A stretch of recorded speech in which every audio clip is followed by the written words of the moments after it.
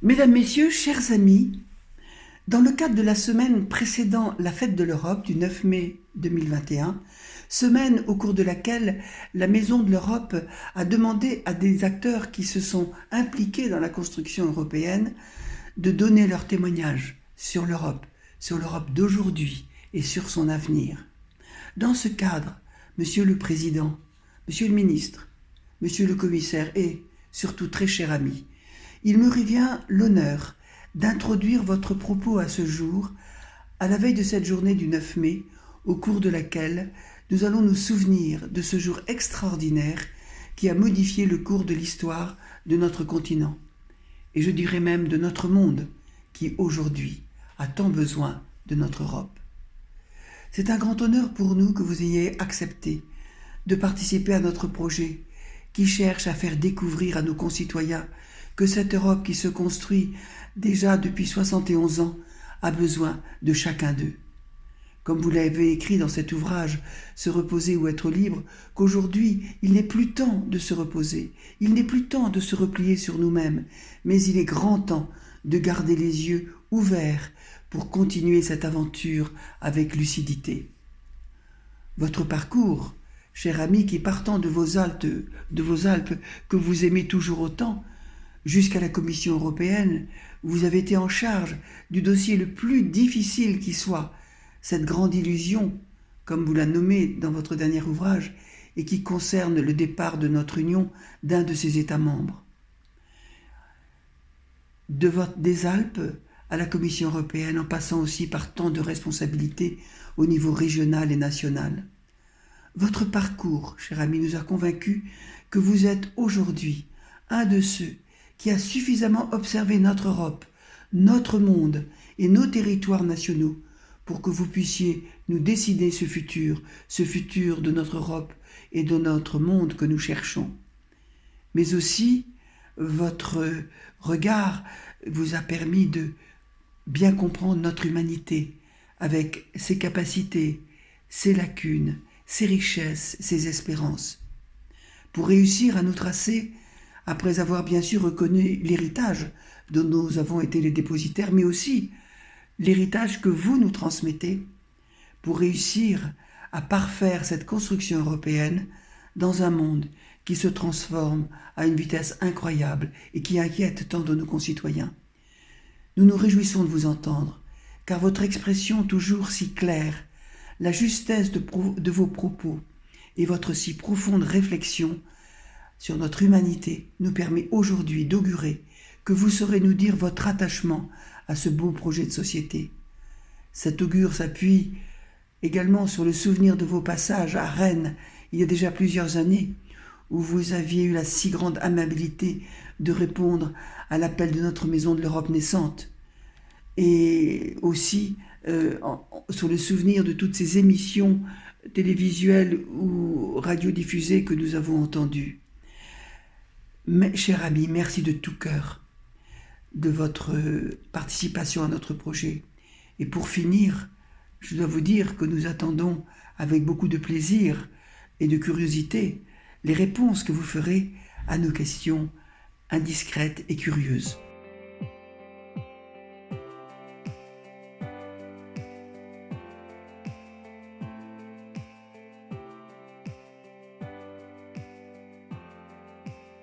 D'abord, permettez-moi de vous remercier pour votre invitation et de saluer toutes celles et tous ceux qui nous font l'amitié de se connecter, d'écouter ce message ou ce dialogue grâce à votre association.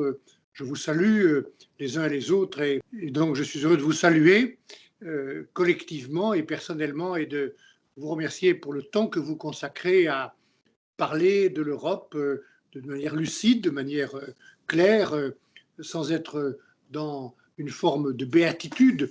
Il y a dans ce projet européen des faiblesses, il y a aussi des espérances, et il faut à la fois réduire les faiblesses et entretenir l'espoir ou l'espérance.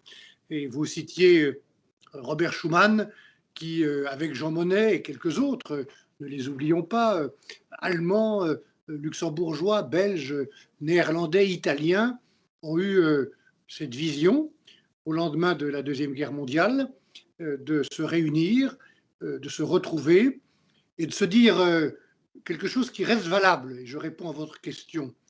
Il ne suffit pas d'avoir envie d'être ensemble, il ne suffit pas de vouloir être ensemble comme c'était le cas en 1950, le 9 mai, tirant les leçons de cette tragédie, de cette guerre civile entre Européens, pour reprendre un mot de Victor Hugo, qu'a été la Deuxième Guerre mondiale, et de se dire plus jamais ça. On avait déjà dit une phrase comme celle-là en 1918, avec les résultats que l'on connaît. Donc, la vision de ces hommes, et notamment de Robert Schuman, ça a été de dire il ne faut pas seulement avoir envie ou besoin, il faut avoir un intérêt à être ensemble. Et ça a été cette vision économique, le marché unique, de commercer ensemble, d'être forts ensemble, de défendre nos intérêts économiques au-delà et avec nos valeurs. Voilà, c'est ça, cet engagement de prospérité construite ensemble et d'une promesse de paix qui a été respectée, avec des hauts et des bas, et avec toujours un devoir de vigilance. Voilà ce que je dirais aujourd'hui. Évidemment, ça s'est construit étape par étape. Jean Monnet disait pas à pas. Je pense que cette méthode reste valable, surtout quand on est 27 et qu'on a encore trop de sujets qui sont traités à l'unanimité. Mais globalement, nous avons tenu cette promesse de paix et d'un progrès collectivement construit et partagé. Naturellement, je pense qu'il faut refaire la preuve de l'Europe chaque jour. Ne pas vivre dans la nostalgie ou dans la mémoire ou dans les souvenirs, même si c'est important, et regarder si cette idée d'être ensemble est toujours valable aujourd'hui. Moi, je pense qu'elle est encore plus nécessaire aujourd'hui qu'il y a 60 ans, parce qu'entre-temps, d'un monde bipolaire, partagé entre l'influence soviétique et l'influence américaine, et nous étions au milieu, assez faible. Nous avons maintenant un monde multipolaire avec de grands pays qui n'ont plus besoin de demander la permission, d'ailleurs qui ne la demandent pas, qui sont à la table où s'organise l'ordre et le désordre du monde. Et la question qu'on doit se poser aujourd'hui, je réponds à votre deuxième point, c'est comment on est à cette table? Comment les Européens, les Français, nous, mais aussi les autres, sont à cette table? Si on veut être à cette table, acteurs de notre propre destin et non pas spectateurs, il faut être ensemble, appuyé sur ce marché unique qui est notre principal atout. Et le troisième défi, c'est que cette construction qui est complexe, et qui restera complexe parce que ça ne peut pas être simple de faire fonctionner 27 pays, 27 nations, 27 peuples ensemble. Cette construction doit veiller à la préservation, à la protection de la diversité des identités nationales. Ce n'est pas un gros mot, l'identité nationale. Chaque peuple a sa différence, sa langue, sa tradition, ses traditions, et il faut qu'on les respecte. C'est aussi ça le défi à Bruxelles, que de construire l'unité en préservant la diversité. L'unité, ce n'est pas l'uniformité. Et voilà aussi pourquoi une association comme la vôtre doit continuer son travail pour expliquer comment ça fonctionne l'Europe et pourquoi ça ne peut pas être simple. Si c'était simple, ça serait uniforme. Et on ne veut pas d'une Europe uniforme.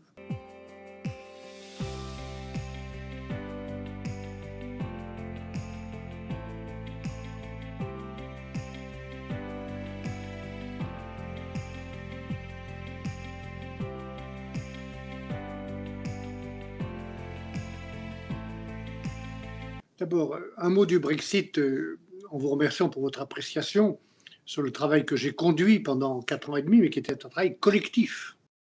Évidemment, je n'ai pas fait ça tout seul, et l'unité des 27, elle n'est pas tombée du ciel, elle a été cultivée tous les jours par de la transparence, du dialogue, un travail collectif. Et c'est cette méthode que je voudrais voir utilisée plus souvent à Bruxelles et que nous pouvons aussi mettre en œuvre dans notre pays où on a besoin de respect, de travail en commun et précisément d'un jeu collectif.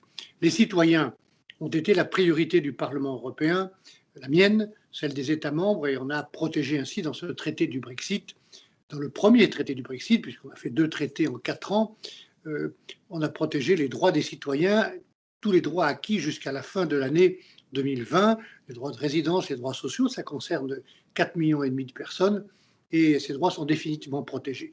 On a aussi fait très attention à la protection des droits des citoyens irlandais, parmi tous les citoyens européens, parce qu'en Irlande, la question n'est pas seulement une question de droit social ou de droit de résidence, c'est une question qui touche à la paix que les Irlandais ont construite après un conflit qui a provoqué près de 4000 morts entre les communautés d'Irlande du Nord.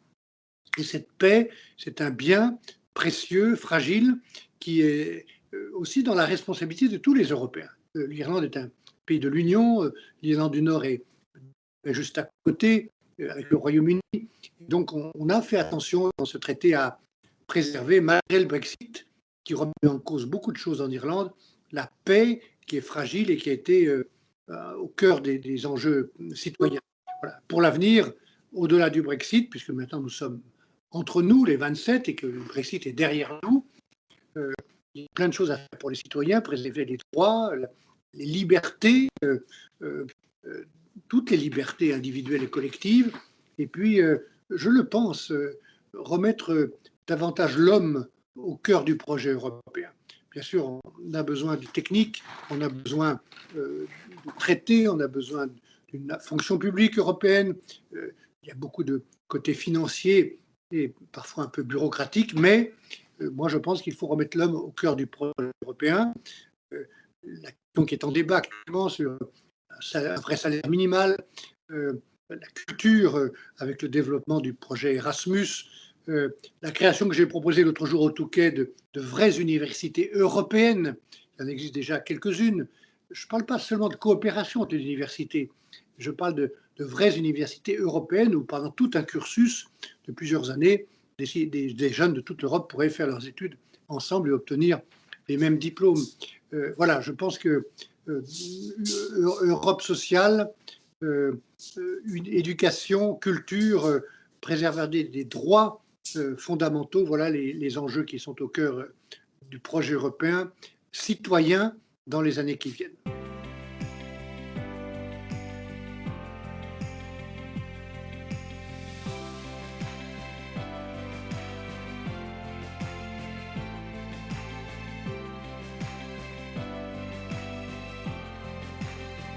C'est plus que de la prospective que d'imaginer ce que serait l'Union européenne à la fin du siècle, alors que nous sommes en 2021. C'est une perspective assez lointaine et donc il faut être très prudent. Moi, je n'imagine pas que les Européens ne voient pas le monde tel qu'il est, les yeux ouverts, sans rétroviseur, même s'il faut avoir de la mémoire, et de la fidélité et des souvenirs.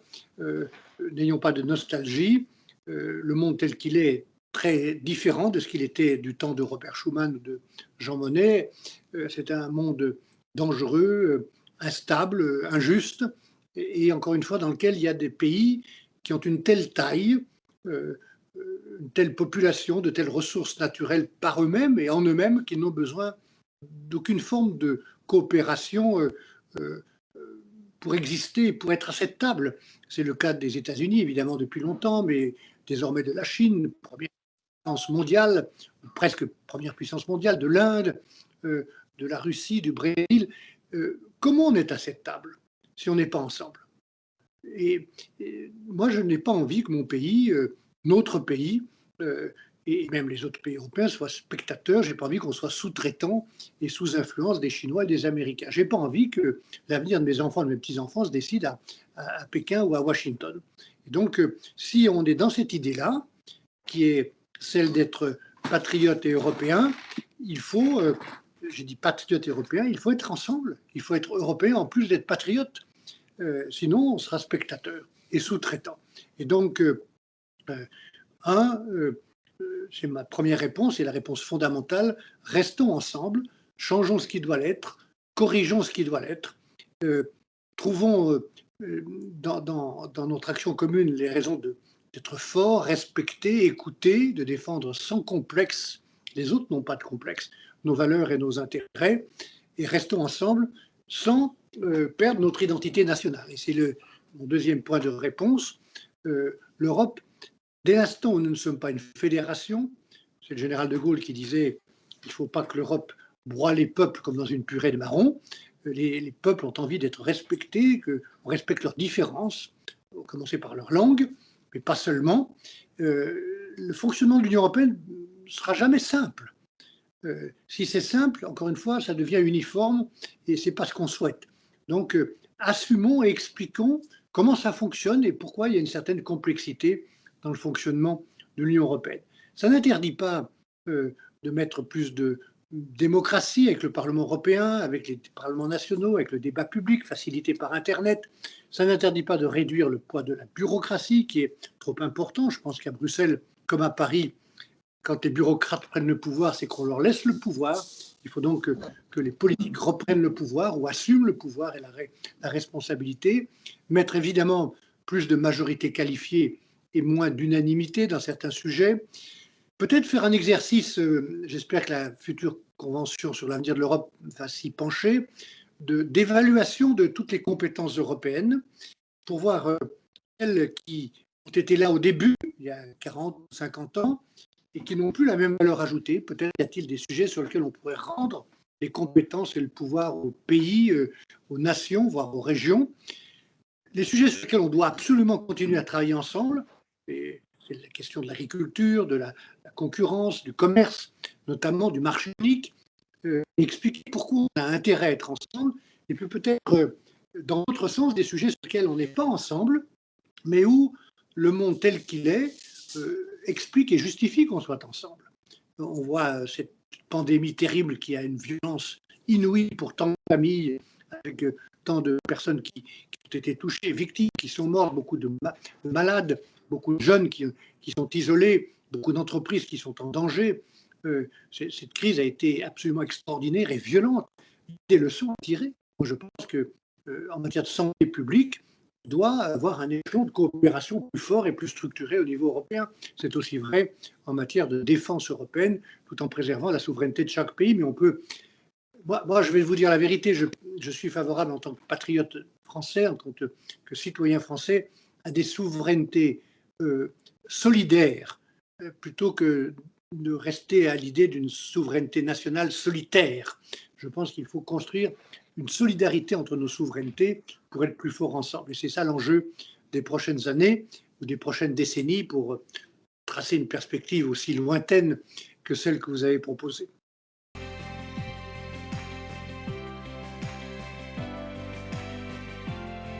Je lisais il y a quelques jours dans le journal L'Opinion qui fêtait son anniversaire les témoignages de différentes personnalités, notamment celui de Margrethe Vestager, qui est vice-présidente de la Commission européenne, et qui évoquait une forme de nouvelle devise pour l'Union européenne. Et autant que je me souvienne, elle disait humanité, confiance, je dirais aussi unité, parce que cette unité qui n'est pas l'uniformité, c'est la condition pour laquelle nous existerons dans le monde de demain.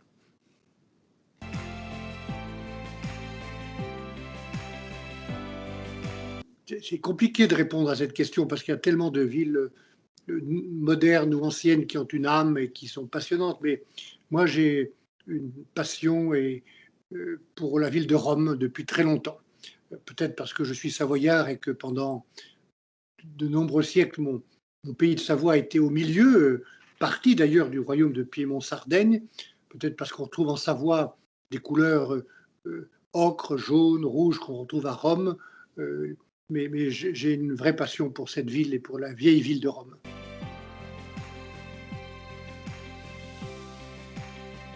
Là encore, c'est compliqué de citer des noms ou un nom. Stefan Zweig est évidemment quelqu'un qui m'a marqué à la fois par sa passion pour l'Europe et sa fin tragique. Peut-être je surprendre, mais si on parle d'enchantement, et au-delà des langues qui ne sont pas toujours nécessaires pour se comprendre, la musique a besoin d'interprète, elle n'a pas besoin de traducteur. Et moi, je voudrais citer une femme qui m'émeut toujours quand je l'écoute, qui est Maria Callas. Voilà, parce que c'est une chanteuse extraordinaire, mais c'est aussi quelqu'un qui interprète et comment musique. Et la musique, encore une fois, n'a pas besoin de traducteur. on peut être ému à la même musique du sud de l'Italie, au nord de l'Estonie. Dans tous les pays d'Europe, on peut être ému, comme moi je l'ai toujours été en écoutant Maria Callas. Écoutez, merci de vous être ouvert à nous, Michel Barnier. Le témoignage que vous nous apportez est bien évidemment un enseignement pour tous nos concitoyens, pour aujourd'hui et pour demain. Par vos décisions et vos actions, donc tout au long de votre vie politique, et on l'a bien vu, vous avez contribué à faire avancer ce qui fondait l'espérance de Robert Schuman et des pères fondateurs de notre Europe. Mais, et c'est bien ce que vous nous avez traduit, le chemin n'est pas fini et il n'est surtout pas tout tracé. Mais l'éclairage que vous nous avez apporté est précieux. Donc, permettez-moi au nom de toute la Maison de l'Europe de Rennes, dont notre présidente Jeanne-Françoise Hutin, de vous remercier d'avoir répondu positivement à notre sollicitation. Et vous serez toujours le bienvenu en Bretagne. Si vous voulez que nous fassions la promotion de votre livre qui va paraître, écoutez, venez, on fera tout le nécessaire pour cela. Et d'ici là, prenez soin de vous. Merci beaucoup. En tout cas, permettez-moi de dire juste un mot de conclusion. Remercier votre présidente, Madame Hutin, très amicalement, chacune et chacun d'entre vous. Merci de ce que vous pourrez faire pour mettre en débat le livre que je publie, qui s'appelle La Grande Illusion. Je pense que le Brexit est une grande illusion. Il y a d'ailleurs plusieurs illusions, y compris l'illusion que nous avons eue, nous, Européens, que ça ne pourrait pas se produire, qu'un pays ne quitterait pas l'Union européenne, et ça s'est produit. Donc il y a des événements improbables qui peuvent toujours se produire. Il faut être très attentif et vigilant et comprendre pourquoi ça s'est produit. Et je resterai naturellement disponible pour venir vous rencontrer. Merci à tous, à vous de ce que vous faites pour faire vivre l'idée européenne tout en, je le répète, gardant sa passion, sa fierté nationale. Merci à vous et à bientôt.